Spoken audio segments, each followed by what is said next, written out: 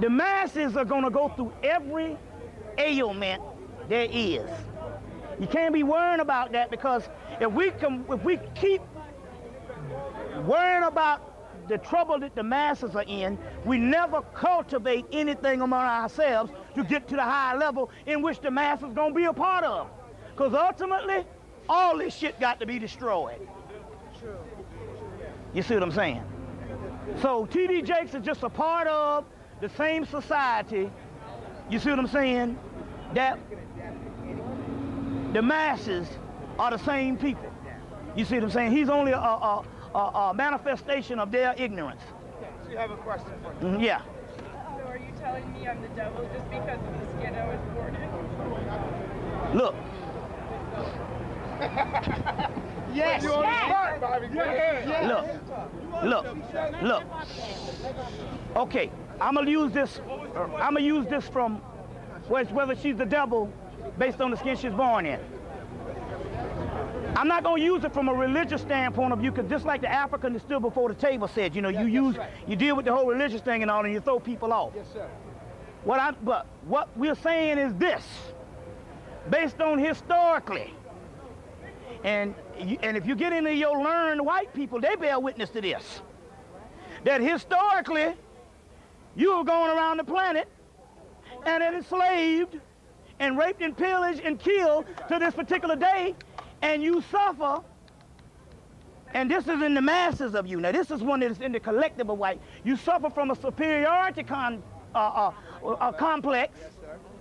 and I don't see why wouldn't you. Everything you see, every image you see is of white folks.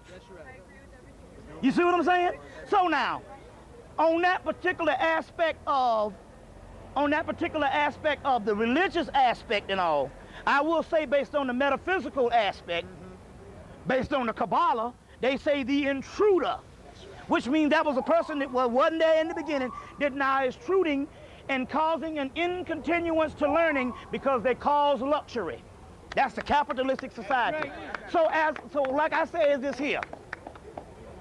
As an individual, as an individual, it doesn't really matter, but as a collective, that's what we deal with. Because personally, be honest with you, you personally don't have no effect on me. You can't really do anything to me. That's right. You see what I'm saying? So to be grown up about this individually, it doesn't even really matter. But we talking about collectively, you benefit from a system and a society. You understand what I'm saying? That collectively, not just black people, but all indigenous people. We're just going back. Look, you just had a man that died recently. I can't argue. Right. You just had a man that died recently. What's your boy, the actor that just died? Marlon Brando.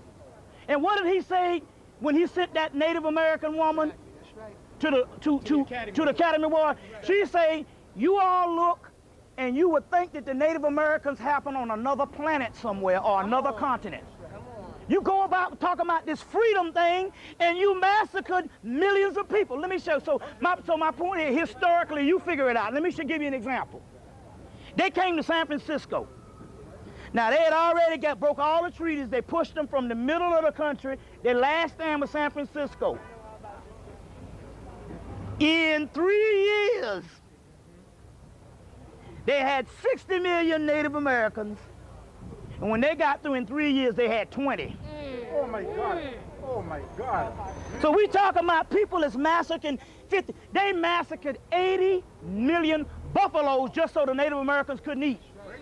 So historically, it's not even an argument. My point here is, if you get off of just the whole thing based on the biological thing and just deal with the principalities of mindsets. You see what I'm saying? The mindset. You benefit from a culture that exacerbates and fosters this shit to this day. You see what I'm saying? No, privilege creates blindness. It creates selfishness, and I absolutely agree. You see what I'm saying? So, you see, my point is, and so, now, and so my point here is, and guess what? Believe it or not, I'm not talking today based on the stuff that you've done in the past. I'm giving you concept of what shit is going on right now on a global level. On on a global level. Absolutely. You see what I'm saying? So my point here is on that particular level.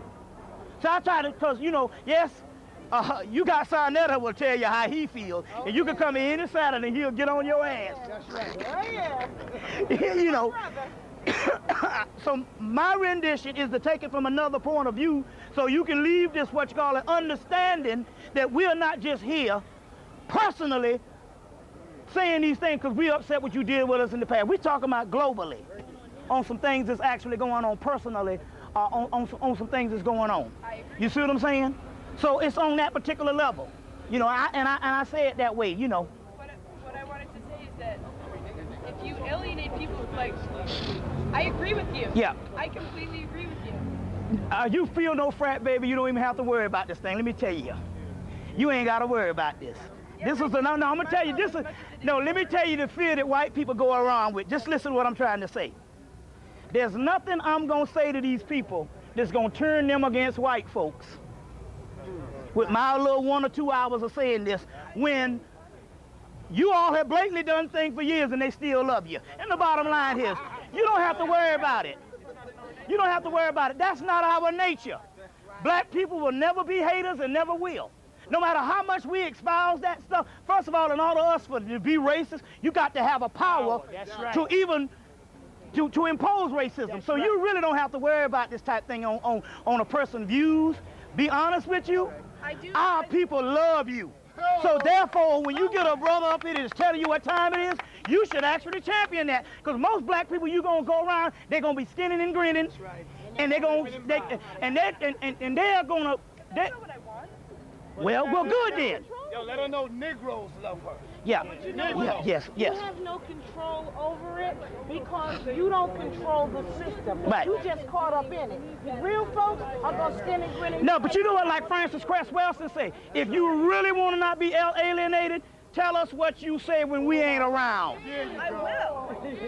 That's what I'm saying. Don't, now, because you can't come up here and tell me that when we are not around, white people sit around and they don't say shit about us. We know fucking white folks. And we know that in society is based on that. You may think you know white folks, you don't know me. I'm not talking about you. I'm saying if you saying you don't want to be, if you want to be an aide, you want to be an aide, tell us what you talk about when we ain't around, because we don't get that side. So obviously there's some, you know what I'm saying, if you really into this type of thing. I know, I'm just trying to say here is, my point here is ultimately, you still gonna, when it's said and gone and we gonna be away from this table, you're gonna benefit from a society that's gonna be for your rule. I have undue privileges. Absolutely, in every step that I take down the street. You see what I'm saying? I apologize for every privilege I have. And stuff like that. Give up every privilege. Okay, but look at here. Well, you got an opportunity right now, since you over here crying and stuff, why don't you start telling us about what these white folks be saying when we ain't around? You can never, no matter how many kids fall from your eyes. I'm not doing this for a show. Listen, you can never, in many lifetimes, apologize, listen to me, for what we have gone through. Because there's too many of you that feel different. You can never erase what has been done to us. It is embedded in our genes. No matter how many tears you sit here and cry, you will never be able to. And don't tell me that you sitting up here right now.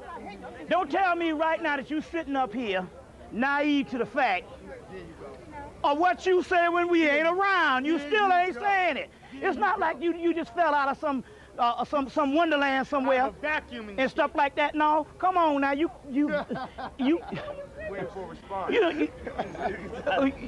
that's what I'm trying to say. We get fooled by this shit. Come on, say it again. When you get a balance, We get fooled by this. They say shit when we ain't around. So I'm trying to say, if you really want to say you what you gonna tell us what they say when you ain't around. In other words, what the brother's saying is that the apology and the tears is not what we want to get from you. I know, and we want information. information. If you really want to, really check it out. Wait a minute. Check it out. Hey yo, check it out. If you really want to get down, then get down. You know what I'm saying? Yeah. Tell us. Tell us what's going on. What they say. Apology. You can't apologize. Tell us what You they say when we personally ain't probably around. probably in love And you with know a what? black It's man. amazing because we never get. It's amazing because we never get that side from white folks. We live our whole lives, and none of you all ever come to the ghetto. That's right. And not just the ghetto, because we the richest people of the Africans. Black people in America, we consumers. That's right. This street showing you this right now. But you never come to our side of the town and say, hey, guess what these people saying about you? Exactly. You see what I'm saying? And it's not as if, well, I don't want to spread nothing. No, you got to do is turn on the damn TV. They've been doing it in Hollywood for years. And so my point here is it's ongoing. It's ongoing. We need, and you say, well, why would you need me to validate that? Let me explain something to you. If you was to get on this video right now and tell us what white people say when we ain't around, you know how many black people you'll wake up? I could talk for 10 years and black people won't even listen to me. But if one white woman said that, so see? See? I wish I could tell you what white people say. Okay, well, you know. Well. Daddy said, what's your